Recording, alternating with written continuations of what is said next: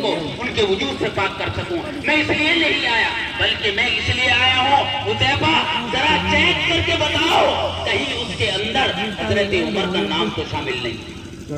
کون عمر جس کی سوچ 18 مرتبہ قرآن کے 18 مقامات ایسے ہیں کہ عمر کی سوچ فکر زمین کے اوپر بدلی ہے. اللہ نے قرآن کریم کو نازل فرمایا اور اسی طریقے سے حضرت عمر نے یہاں پر کچھ اور سوچا اور اجتہاد و فکر کیا. اللہ تبارک و تعالیٰ نے حضرت عمر کی سوچ کو قرآن کا حصہ بنایا.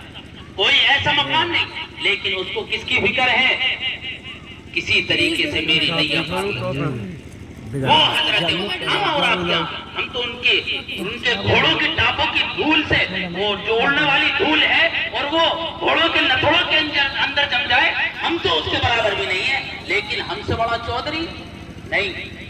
چودھری ہوں بہت بڑا والا.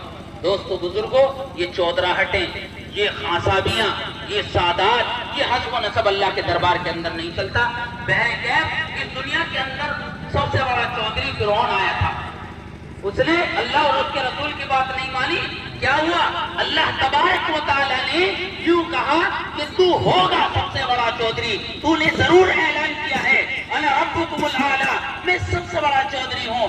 دنیا کے اندر اس نے چودراہٹ دکھائی اللہ اور اس کے رسول کی بات کو پس پش ڈالا اور اپنی راجہ مہاراجہ کی طاقت دکھائی. اللہ نے کیا کیا؟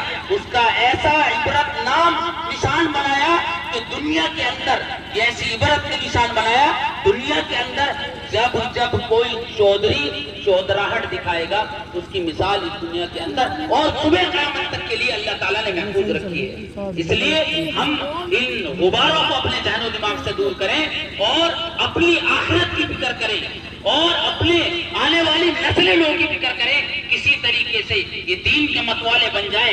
کسی طریقے سے ان کی زندگی کے اندر آقا مدنی جناب محمد رسول اللہ صلی اللہ علیہ وسلم کی سیرت اور سنت ان کی زندگی کے اندر چھلکے اور قرآن کریم کے نغمے ہماری گلیوں کے اندر ہمارے چوراہوں کے اوپر اور ہمارے ہر جگہ قرآن کریم کے نغمے اور ان کی آوازوں سے یہ فضا معطر ہو جائے. اللہ تبارک و تعالیٰ سے دعا کریں کہ اللہ تبارک و تعالیٰ آپ سب کا یہاں پر بیٹھنا اور ہم سب کا یہاں پر آنا اللہ تبارک و تعالیٰ قبول فرمائے اور اللہ تبارک و تعالیٰ ہم سب کی حاضری کو یہاں پر قبول فرمائے اور ذریعہ نجات بنائے.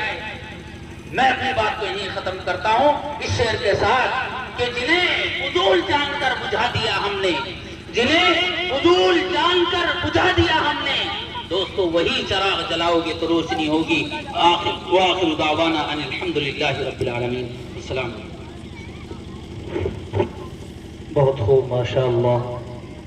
یہ تھے ایک نوجوان عالم نوجوان مقرر جناب حضرت مولانا محمد رضوان آزاد قاسمی بلند شہری جو آپ حضرات کے سامنے فضیلت قرآن اور دعوت و تبلیغ اور آج ہمارے بگڑے ہوئے معاشرے پر ایک بہترین انداز میں نقشہ کشی کر رہے تھے.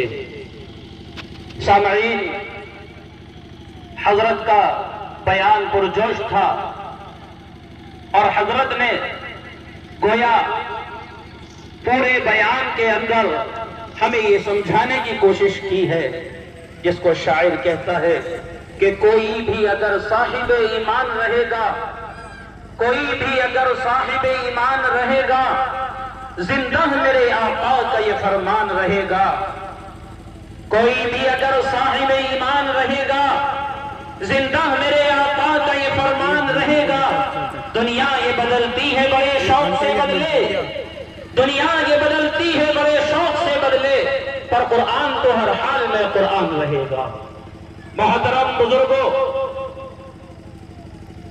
آج ہم اپنے سماج کے اندر معاشرے کے اندر پنپتی ہوئی برائیوں کو دیکھتے ہیں اور یہ سوچ کر آنکھیں بند کر لیتے ہیں کہ مجھے آخر ان سب باتوں سے واسطہ کیا ہے.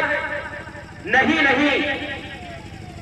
محترم بزرگوں اگر ہم نے اپنے معاشرے کی برائیوں کو دیکھ کر آنکھوں کو موند لیا تو پھر جان لیجئے بنی اسرائیل کے اس عابد کا حال جس کو ہم فضائل اعمال میں پڑھتے ہیں ہمارے جتنے تبلیغی بھائی ہیں عام طور سے تعلیمی حلقوں میں بیٹھتے ہیں، وہ سب اس بات کو جانتے ہیں، بڑا ہی مشہور واقعہ ہے کہ اللہ تبارک و تعالی فرشتے کو حکم دیتے ہیں کہ جاؤ اور بنی اسرائیل کی فلاں بستی کو الٹ دو، زمین سے اٹھایا جائے، درمیان آسمان میں اس کو لے جا کر زمین پر پٹک دیا جائے۔ فرشتہ عرض کرتا ہے الہی، اس بستی کے اندر ایک عابد رہتا ہے جو 400 سالوں سے آپ کی عبادت میں مشغول ہے،